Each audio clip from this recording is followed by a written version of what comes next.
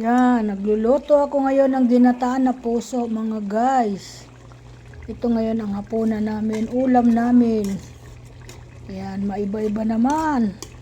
Huwag na muna tayo magkarne kasi para mabawasan yung ating mga kolesterol. Hinaluan ko ito ng daing. Oh, sa pakasarap ng daing. Ang sarap to. Mga guys, kakain na naman ako ng marami nito kasi masarap siya. Yan. Malatik, magata. Okay lang, tama lang yung alat. Hindi ko na hinugasan mga guys yung daing kasi hindi na ako nag-asin dito. Kasi sakto lang yung kanyang alat niyan pag di ako nag-asin sa kanyang daing. Yan mga guys.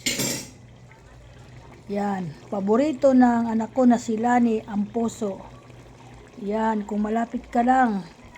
Yan Lani, bibigyan kita ng pusong paborito mo. Kaya lang hindi hipon ang halo ko dito.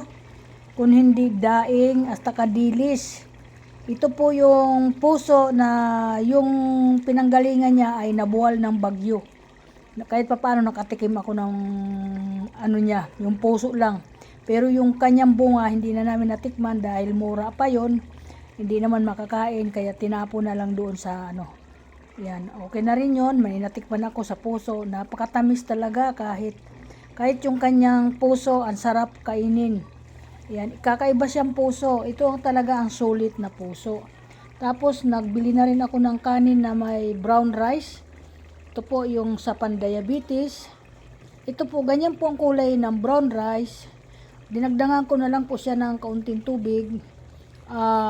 Para medyo malambot kasi sabi nila matigas daw yan, pero titingnan ko ngayon pagkain ko kasi hindi ako makakain mga guys ng marami kasi po kinukontrol ko dito na lang sa brown rice. At least makukontinto ang kain ko dito kasi sabi nila gamot daw yan sa diabetes.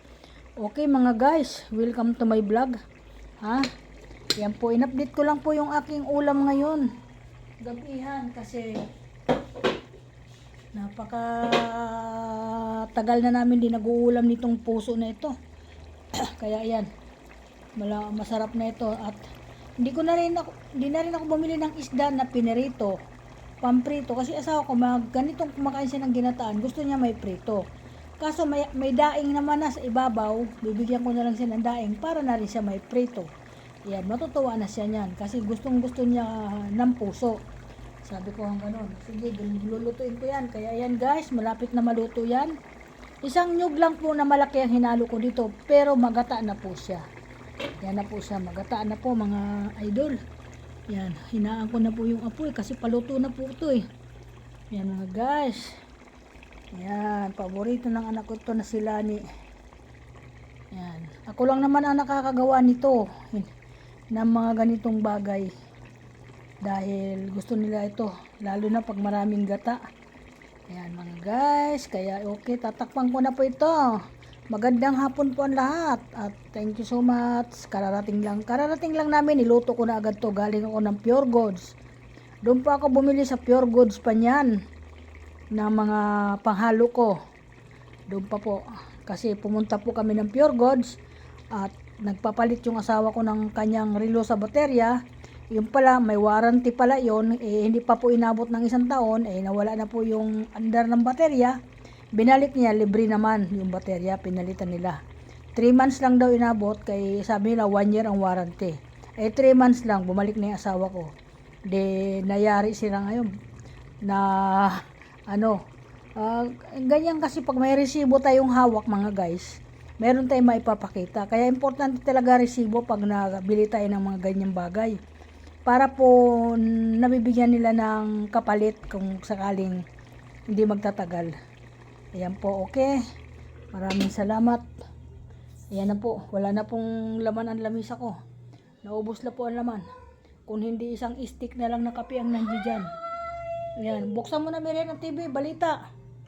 Yan, kaya maya kakain na kami. Nakasarado pa din ang tindahan ko. Hindi na po ako nagbukas kasi napagod po ako sa tricycle. Nalaglag ba naman sa kanal yung tricycle namin mga guys? Natakot ako, napasigaw na naman ako sa asawa ko. Sabi ko, hoy, nalaglag sa kanal. Sabi niya, para iyon lang daw, natakot pa ako. Sumigaw daw ako. Hindi biro yung pag nalaglag ka sa kanal. Paano? Mahirapan ka mag-alsa niyan. Buti lang mababaw yung kanal. Ayan, pinaharurot niya hanggang sa nakahaon kami doon. Ayan, talaga ayoko talaga sumakay, pinipilit lang niya ako eh.